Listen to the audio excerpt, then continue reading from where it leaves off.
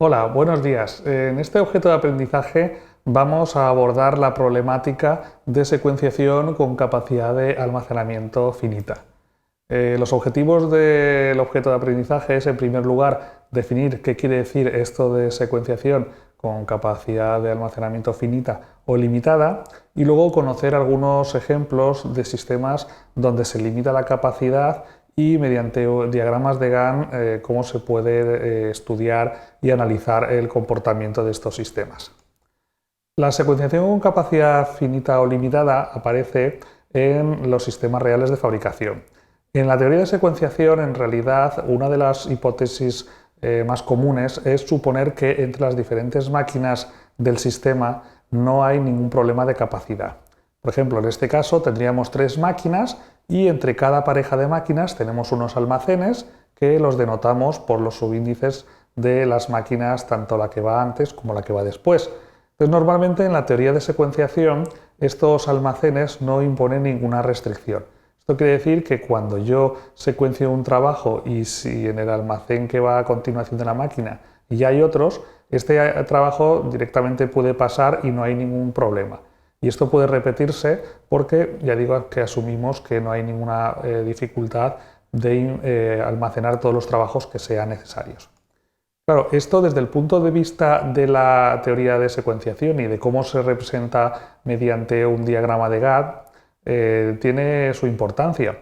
Porque, por ejemplo, aquí podemos observar en este diagrama de Gantt cuál sería el comportamiento de un problema de secuenciación en tres máquinas, donde se secuencia cuatro trabajos. Las máquinas están organizadas en taller de flujo, de tal forma que todos los trabajos pasan primero por la máquina 1, luego por la 2 y luego por la 3. Y además hemos supuesto una secuencia de permutación donde lo que pretendemos es mantener esa secuencia a lo largo de todas las máquinas. Entonces, en este caso, cuando no tenemos ningún problema de capacidad, o sea, tenemos capacidad infinita, los trabajos, según van finalizando, van pasando a la siguiente máquina. Por ejemplo, el primer trabajo podemos observar que cuando sale de la primera máquina, pues pasa a la segunda inmediatamente, y cuando sale de la segunda máquina pasa a la tercera. Pero es que después el segundo trabajo, que es procesado en la primera máquina inmediatamente a continuación del primero, cuando termina en esta primera máquina, claro, no puede pasar a la segunda máquina porque la segunda a su vez está ocupada con el trabajo anterior, por lo tanto queda almacenado en esa zona intermedia entre las máquinas. Y lo mismo le ocurre al trabajo 3, que cuando termina el trabajo 3 en la primera máquina, la máquina 2 aún está procesando el trabajo 1. Con lo cual, pues, ese trabajo se pondría en el buffer, en el almacén, esperando a que le llegue su turno y así hasta todos los trabajos que fueran necesarios. O sea, en concreto, la secuencia y tampoco la temporización se ven afectadas por por limitaciones de almacenamiento entre los trabajos.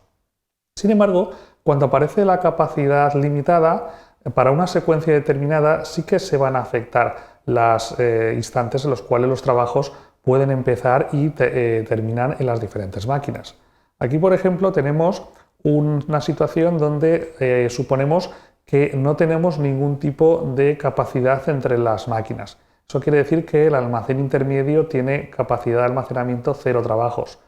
Desde el punto de vista de la secuenciación, si mantenemos la secuencia que hemos definido anteriormente, la 1, 2, 3, 4, lo que podemos plantear son dos alternativas. Una es retrasar el inicio de los trabajos lo más posible para que cuando terminen en una máquina puedan pasar inmediatamente a la máquina siguiente. Eso lo que quiere decir, por ejemplo, es que el trabajo 1 se comportaría exactamente igual que en el caso de capacidad infinita, pero el trabajo 2 podemos observar que cuando este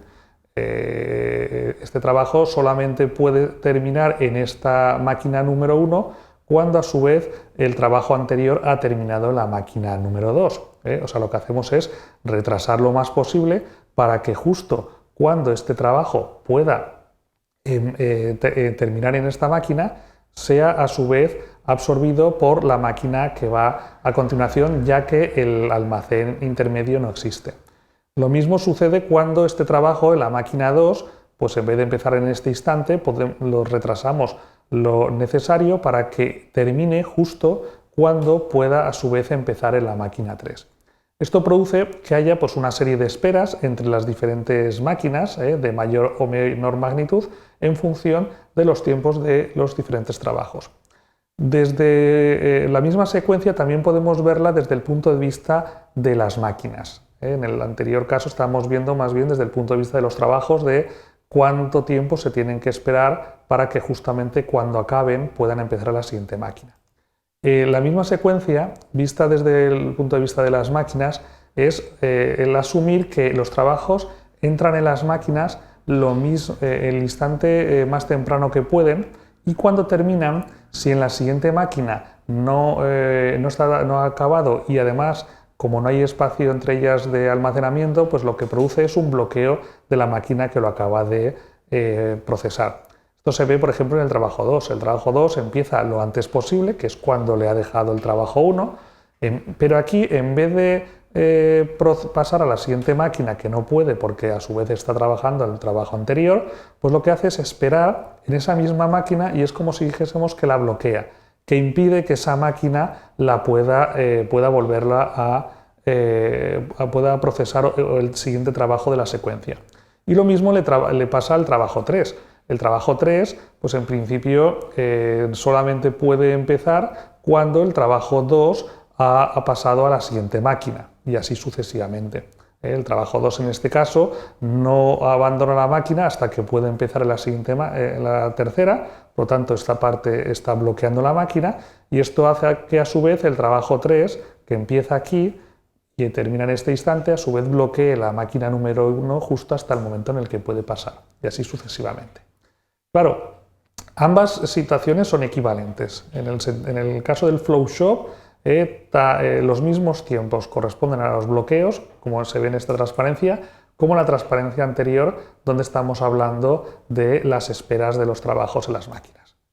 Desde el punto de vista de la capacidad limitada, cuando por ejemplo tenemos en cuenta una cierta capacidad, en este caso imaginemos que tenemos una capacidad de un trabajo en los almacenes intermedios, eso quiere decir que los trabajos pueden esperar en esos almacenes, pero solamente una unidad, suponemos que cada trabajo representa una unidad, pues en este caso podríamos ver, por ejemplo, esta situación donde el trabajo 2 empieza lo antes posible y cuando acabe en la máquina 1, claro, aquí ya no se produce el bloqueo porque en el almacén intermedio, que en este caso sí que lo hemos representado, representamos mediante una barra más pequeña del mismo color que es el trabajo, el tiempo en el cual este trabajo está esperando en este almacén hasta que a su vez la máquina 2 lo puede aceptar. Y lo mismo el trabajo 3. El trabajo 3 acaba en este instante, aquí sí que no puede ser enviado al almacén intermedio porque a su vez está ocupado por un trabajo y llenando totalmente su capacidad, bloquea a su vez la máquina. Y aquí, en el momento en el que este trabajo 2 pasa a la siguiente máquina, a su vez el trabajo 3 puede pasar al almacén, y así sucesivamente. O sea que podemos observar el efecto de estos almacenes. E incluso cuando tenemos capacidad infinita, podemos utilizar esta idea para representar la estancia de los trabajos en los diferentes almacenes. Aquí no tenemos limitación de capacidad y lo único que queremos saber es cuántos trabajos, como mucho, puede haber en un instante dado en un almacén. Entonces lo que representamos simplemente es la fecha en la cual el trabajo entra en el almacén, que es cuando acaba en la máquina previa, y en qué momento el trabajo abandona el almacén para pasar a la siguiente máquina. Si eso lo hacemos para todos los trabajos, que tenemos aquí representados en la secuencia, por ejemplo, para el almacén que hay entre la máquina 1 y 2, podemos observar que para un determinado instante, por ejemplo, en este instante, en el instante desde aquí hasta aquí, simultáneamente hay 3 trabajos en este almacén, de tal forma que podemos cuantificar ese tamaño de los almacenes.